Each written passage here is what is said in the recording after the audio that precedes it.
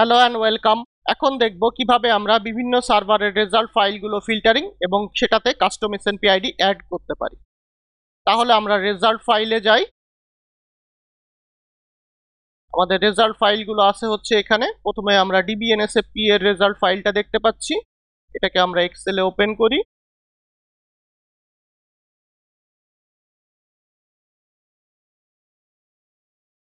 এখানে আমরা আনসাম্বল transcript ID এবং এখানে আমরা আনসাম্বলের প্রোটিন আইডি দেখতে পাচ্ছি। আমরা আনসাম্বল ট্রান্সক্রিপ্ট আইডি অথবা প্রোটিন আইডি দিয়ে আমরা এই ফাইলটাকে ফিল্টারিং করতে পারি।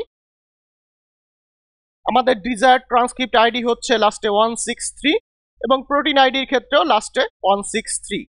সুতরাং ট্রান্সক্রিপ্ট আইডি অথবা প্রোটিন আইডি দিয়ে আমরা এটাকে ফিল্টারিং করতে পারি।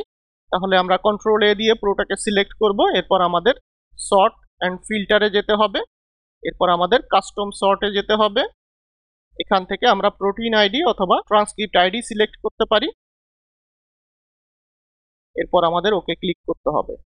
আমরা দেখতে পাচ্ছি আমাদের ট্রান্সক্রিপ্ট অথবা প্রোটিন আইডিটা প্রথম দিকেই আছে। এখন যদি আমরা নিচের দিকে যাই,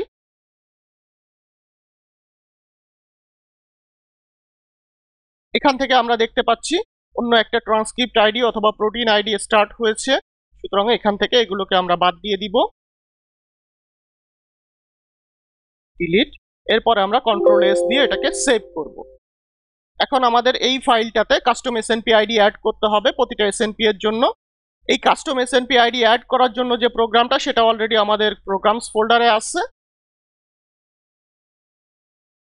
সেই প্রোগ্রামটা হচ্ছে user_result_custom_id.exe। এখন তাহলে দেখি আমরা কিভাবে এই প্রোগ্রামটা রান দিতে পারি। প্রথমে আমাদের ওয়ার্কিং ডিরেক্টরির ফুল পাথটা কপি করতে হবে। এরপর আমাদের উইন্ডোজ পাওয়ার শেলে যেতে হবে। উইন্ডোজ পাওয়ার শেলে গিয়ে আমরা সিডি দিয়ে ফুল পাথটা পেস্ট করতে পারি। এরপর আমাদের এন্টার দিতে হবে। এখন প্রোগ্রামটা যেহেতু প্রোগ্রামস ফোল্ডারের ভিতরে আছে, আমাদের দিতে হবে ./programs। এরপরে আমাদের প্রোগ্রামের নাম। এরপর যদি -h দেই তাহলে আমরা অপশনগুলো এবং অপশনগুলোর বিস্তারিত দেখতে পাবো। যেমন এখানে আমরা দেখতে পাচ্ছি -d দিয়ে আমাদের রেজাল্ট ফাইল দিতে হবে। এখানে বিস্তারিত দেওয়া আছে। আমরা প্রিভিয়াসলি ফিল্টারিং এবং কাস্টম এসএনপি আইডি অ্যাড করার সময় ডিটেইল বর্ণনা করেছি, সুতরাং সেগুলো আমরা এখানে রিপিট করছি না। এরপর আমাদের দিতে হবে -p দিয়ে ম্যাপিং ইনপুট ফাইল। এরপরে আমাদের -i দিয়ে কলাম নাম্বার দিতে হবে রেজাল্ট ফাইলের, যেগুলোকে আমরা ম্যাপিং ফাইলের কলাম নাম্বারের সাথে ম্যাচ করাতে চাই। -m দিয়ে আমাদের কলাম নাম্বার দিতে হবে ম্যাপিং ফাইলের, যেগুলোকে আমরা রেজাল্ট ফাইলের সাথে ম্যাচ করাতে চাই। -c দিয়ে আমাদের কাস্টম এসএনপি আইডির কলাম নাম্বারটা দিয়ে দিতে হবে। -f অপশনটা আমাদের আপাতত লাগছে না, যেহেতু আমরা ম্যানুয়ালি ফিল্টারিং করে ফেলেছি। এরপর -o দিয়ে আমাদের একটা আউটপুট ফাইলের নাম দিতে হবে।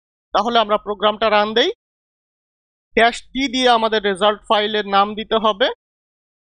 আমাদের রেজাল্ট ফাইলটা হচ্ছে dbnsfp.txt, যদিও এক্সটেনশন txt, কিন্তু এটা হচ্ছে tsb ফরম্যাটে আছে। এরপর আমাদের -p দিতে হবে। আমরা ম্যাপিং ফাইল হিসেবে কোনটাকে ইউজ করতে চাই। আমাদের প্রিভিয়াসলি যে স্কোরিং এর যে ফাইলটা আছে সেটাকে আমরা ম্যাপিং ফাইল হিসেবে ইউজ করতে পারি। তাহলে আমাদের দিতে হবে, এরপর হচ্ছে f3 scoring.tsv। এখন -i দিয়ে আমাদের রেজাল্ট ফাইলের কলাম নাম্বার দিতে হবে। আমরা একটু দেখে আসি। আমরা রেজাল্ট ফাইলের কলাম নাম্বারের ক্ষেত্রে এখানে HG19 এর chromosome number, chromosomal position, as well as reference এবং অল্টারনেটিভ অ্যালিল, এই চারটা ইনফরমেশন ইউজ করতে পারি। তাহলে আমরা একটু কলাম নাম্বারটা দেখে নেই। HG19 এর ক্রোমোজোম নাম্বার আছে 8 নাম্বার কলামে। HG19 এর পজিশন আছে হচ্ছে 9 নাম্বার কলামে। 3 নাম্বার কলামে রেফারেন্স, 4 নাম্বার কলামে অল্টারনেটিভ অ্যালিল। তাহলে আমাদের দিতে হবে 8, 9, 3, 4। এরপরে কোটেশন মার্ক ক্লোজ। এখন -m দিয়ে আমাদের ম্যাপিং ফাইলের কলাম নাম্বার দিতে হবে। সেটা আমরা একটু দেখে আসি।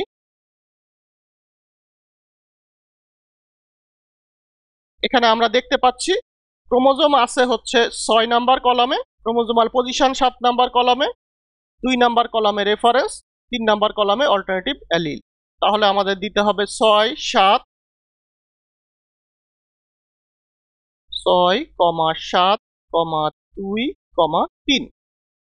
এরপরে আমাদের ড্যাশ সি দিয়ে কাস্টম এসএনপি আইডির কলাম নাম্বার দিতে হবে ম্যাপিং ফাইলের, সেটা আমাদের এখানে আছে হচ্ছে 1 নাম্বার কলামে, তাহলে এখানে দিব 1।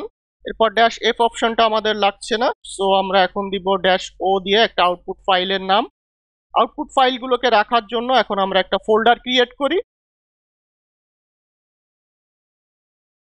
সেটা হচ্ছে 23F4 results underscore processed 23। এখন আমরা নামটা দেই, আমরা নামটা কি দিতে পারি, tbnsft.tsd।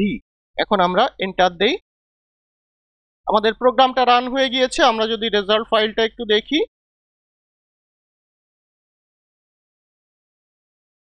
এখানে আমরা দেখতে পাচ্ছি লাস্ট কলামে কাস্টম এসএনপি আইডি অ্যাড হয়ে গিয়েছে প্রতিটা এসএনপি এর জন্য, যেমন আমরা এখানে দেখতে পাচ্ছি। এখন তাহলে আমরা যদি পরবর্তী ফাইলটা দেখি,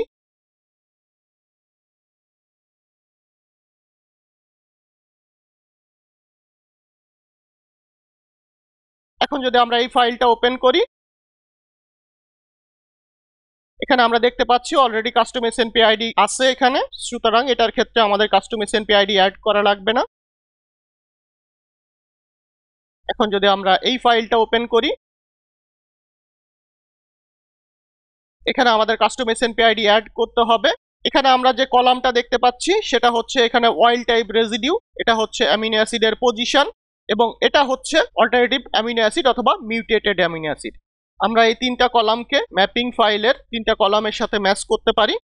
আমরা যদি ম্যাপিং ফাইলটা একটু দেখি, আমাদের ক্ষেত্রে ম্যাপিং ফাইলটা হচ্ছে এটা। এখানে আমরা দেখতে পাচ্ছি ওয়াইল্ড টাইপ অ্যামিনো অ্যাসিড, এটা হচ্ছে অল্টারনেটিভ অ্যামিনো অ্যাসিড, এবং এটা হচ্ছে অ্যামিনো অ্যাসিডের পজিশন। আমরা প্রিভিয়াসলি যে প্রোগ্রামটা ইউজ করেছিলাম সেটাই আমরা ইউজ করতে পারি। তাহলে এখানে নামটা হবে হচ্ছে predict snp1.tsv। এখন আমাদের ম্যাপিং ফাইলের কলাম নাম্বারটা দিতে হবে। ম্যাপিং ফাইলের কলাম নাম্বারটা আমরা একটু দেখে আসি। আমাদের ম্যাপিং ফাইলের কলাম নাম্বার হচ্ছে, প্রথমে ওয়াইল্ড টাইপটা আছে হচ্ছে 4 নাম্বার কলামে, পজিশন আছে 8 নাম্বার কলামে, 5 নাম্বার কলামে আছে হচ্ছে মিউটেটেড অথবা অল্টারনেটিভ অ্যামিনো অ্যাসিড। তাহলে আমাদেরকে এখানে চেঞ্জ করতে হবে, সেটা হচ্ছে 4, 8 এবং 5। এবং আমরা দেখে এসেছিলাম রেজাল্ট ফাইলে যে কলাম নাম্বারটা ছিল সেটা হচ্ছে 1, মানে 1 নাম্বারে ছিল ওয়াইল্ড টাইপ অ্যামিনো অ্যাসিড, 2 নাম্বারে ছিল পজিশন, 3 নাম্বারে ছিল হচ্ছে অল্টারনেটিভ অ্যামিনো অ্যাসিড। এখানে আমাদের রেজাল্ট ফাইলটা চেঞ্জ হবে, এটাকে আমরা ডিলিট করে দেই।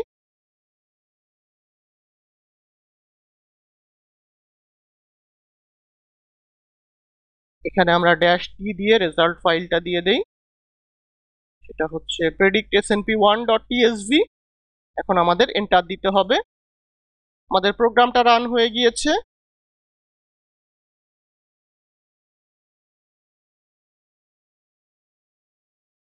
আমরা যদি এটা ওপেন করি, আমাদের আগের predict snp1টা ক্লোজ করতে হবে।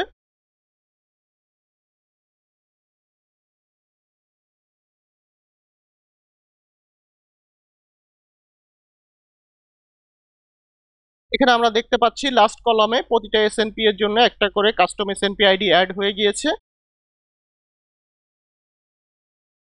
এখন আমরা যেটা করব, আমাদের আরেকটা ফাইল যেটা আছে এটাকে কপি করে আনবো,